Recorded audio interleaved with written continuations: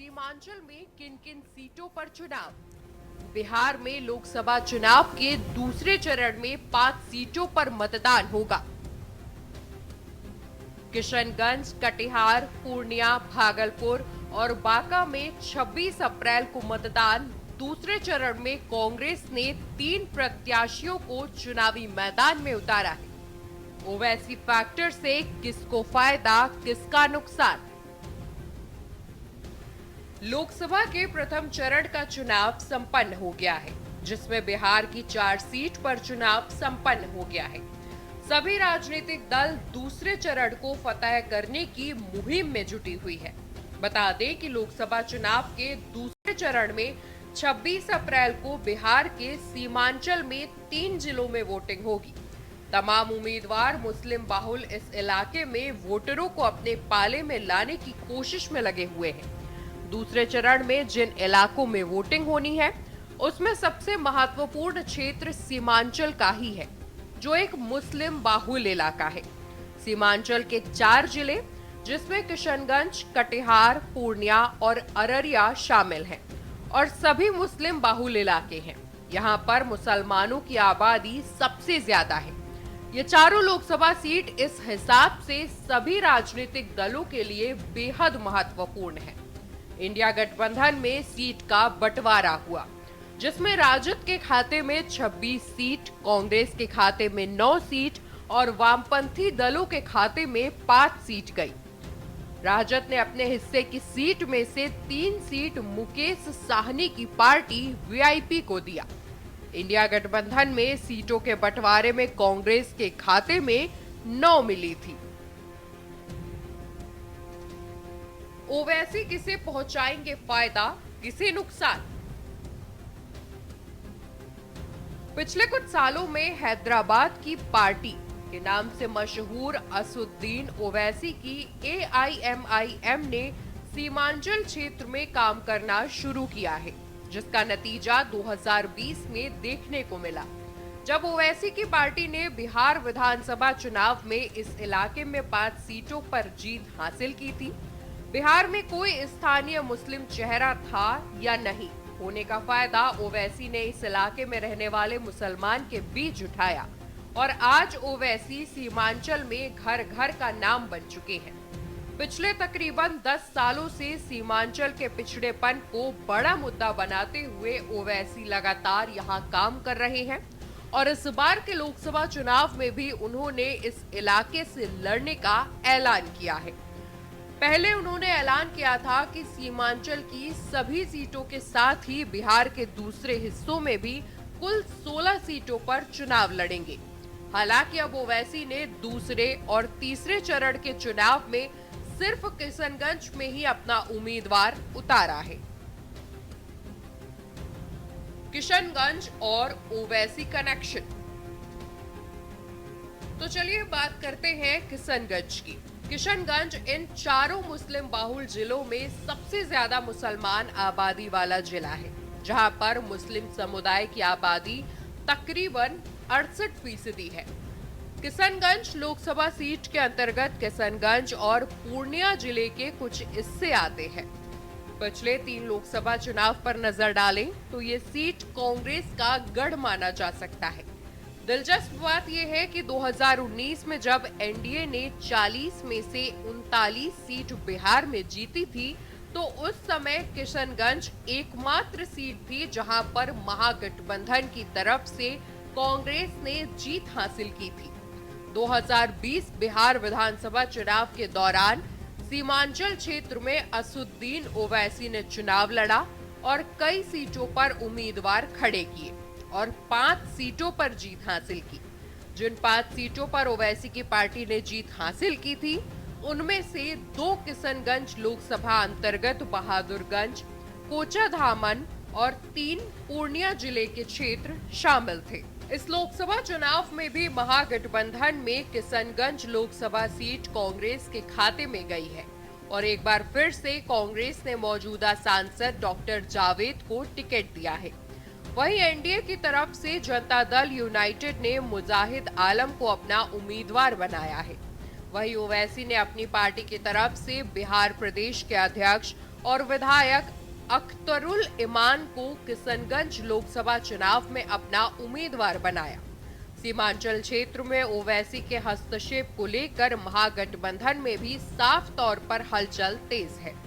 2020 में ओवैसी ने जिस तरीके से महागठबंधन का खेल इस इलाके में बिगाड़ दिया था, उसी का डर इस बार लोकसभा चुनाव में आरजेडी और कांग्रेस को सता रहा है। आपको बता दें कि राजद नेता तेजस्वी यादव कई मौके पर सीमांचल की जनता को ओवैसी की दखलंदाजी को लेकर सचेत कर चुके हैं और उन्हें बीजेपी का बी टीम बताया है।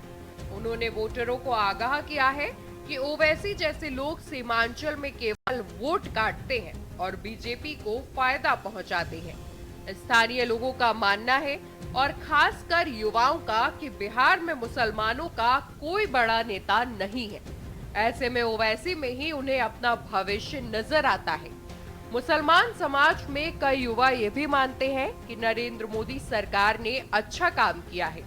वहीं मुसलमान समाज का युवा वर्ग बिहार में तेजस्वी यादव को लेकर भी काफी नाराज नजर आ रहा है। मुसलमान समाज में युवा वर्गों से बात करने के दौरान पता चला कि वो तेजस्वी यादव से कई मुद्दे को लेकर काफी नाराज है और उनका मानना है कि राजद ने केवल मुसलमान के वोट का इस्तेमाल किया है। दूसरे चरण में सीमांचल के जिन अन्य इलाकों में चुनाव होना है, उसमें पूर्णिया भी शामिल है, जो एक और मुस्लिम बाहुल क्षेत्र है। पूर्णिया लोकसभा सीट के समीकरण। पूर्णिया लोकसभा सीट में पूर्णिया और कटिहार जिले के कुछ इलाके शामिल हैं। आबादी के हिसाब से पूर्णिया में सबसे ज्यादा जनसंख्या मुसलमान की, तकरीबन 40% है मुस्लिम। पूर्णिया में साक्षरता दर केवल 41%। पूर्णिया लोकसभा सीट में 6 विधानसभा सीटें। पिछले 3 लोकसभा चुनाव में एनडीए का रहा दबदबा। 2009 में पप्पू सिंह यहां भाजपा से सांसद चुने गए थे। 2014 और 2019 में जनता दल यूनाइटेड से संतोष कुशवाहा चुनाव जीते। 2024 के चुनाव में भी ये सीट जनता दल यूनाइटेड के खाते में गई है। एक बार फिर संतोष कुशवाहा यहां से एनडीए प्रत्याशी हैं। आपको बता दें कि इस बार एनडीए का खेल बिगाड़ने के लिए नीतीश कुमार की पार्टी जनता दल यूनाइटेड से विधायक बीमा भारती ने पार्टी से इस्तीफा देकर चुनाव से ठीक पहले आरजेडी का दामन थाम लिया और महागठबंधन की उम्मीदवार बन गई। बीमा भारती 5 बार की विधायक है। दिलचस्प बात यह है कि एनडीए और महागठबंधन के बीच होने वाले इस मुख्य मुकाबले में अब एक त्रिकोणीय मोड़ आ गया है, क्योंकि पूर्व सांसद पप्पू यादव भी इस सीट से निर्दलीय उम्मीदवार खड़े हो गए। इस बार के चुनाव में पप्पू यादव ने जिद पकड़ ली कि वो किसी भी कीमत पर पूर्णिया से चुनाव लड़ेंगे और ऐसा करने के लिए उन्होंने अपनी पार्टी जन अधिकार पार्टी का विलय भी कांग्रेस में कर दिया था। मगर जब ये सीट आरजेडी के खाते में चली गई तो पप्पू यादव ने निर्दलीय चुनाव लड़ने का फैसला कर लिया। बता दें कि पूर्णिया सीट से कांग्रेस के टिकट पर खुद को उम्मीदवार बनाए जाने के लिए पप्पू यादव ने राजद सुप्रीमो लालू प्रसाद से बार-बार गुहार लगाई, मगर लालू ने उनकी एक नहीं सुनी और बीमा भारती के रूप में अपना उम्मीदवार उतार दिया। गौर करने वाली बात यह नहीं है कि खुद पप्पू यादव भी पूर्णिया से ही 4 बार निर्दलीय के रूप में चुनाव जीत चुके हैं और एक बार फिर से वो निर्दलीय यहां से चुनावी मैदान में है। कटिहार सीट का पिछला रिकॉर्ड। सीमांचल क्षेत्र का एक और मुस्लिम बहुल इलाका है कटिहार। कटिहार जिले में तकरीबन 45% मुस्लिम आबादी, जो कि किसी भी चुनाव में निर्णायक साबित हो सकती है। कटिहार लोकसभा जिले के 6 विधानसभा सीटों से मिलकर बनी है, जिसमें कटिहार, कदवा, बलरामपुर, प्राणपुर, मंजरी और बरारी शामिल है। 2009 में बीजेपी से निखिल चौधरी चुनाव जीतकर सांसद बने थे। 2014 में एनसीपी के तारिक अनवर ने चुनाव जीता। 2019 में जनता दल यूनाइटेड से दुलालचंद गोस्वामी सांसद बने।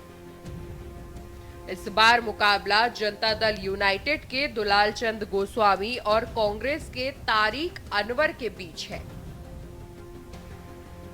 आंकड़ों के हिसाब से देखें तो सीमांचल के 4 जिले जो मुस्लिम बहुल है, उसमें तीसरे नंबर पर अररिया जिला आता है, जहां पर तकरीबन 43% मुस्लिम आबादी है।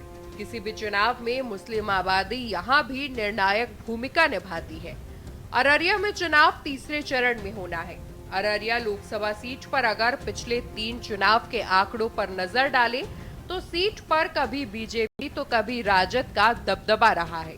जहां तक सीमांचल में ओवैसी फैक्टर का सवाल है तो किशनगंज जिले में जहां एक तरीके से साफ है कि ओवैसी वहां के वोटरों की पसंद बन चुके हैं, खासकर युवा वोटरों की, वहीं अररिया की बात करें तो यहां पर मुस्लिम मतदाता साफ कहते हैं कि ओवैसी बीजेपी की बी टीम है और उनका मानना है कि ओवैसी भी विभाजनकारी राजनीति करते हैं, जिससे भाजपा को फायदा पहुंचता है। अररिया के मुस्लिम मतदाताओं में इस बार लोकसभा चुनाव में महागठबंधन पर ज्यादा भरोसा है। स्पेशल डेस्क के न्यूज इंडिया।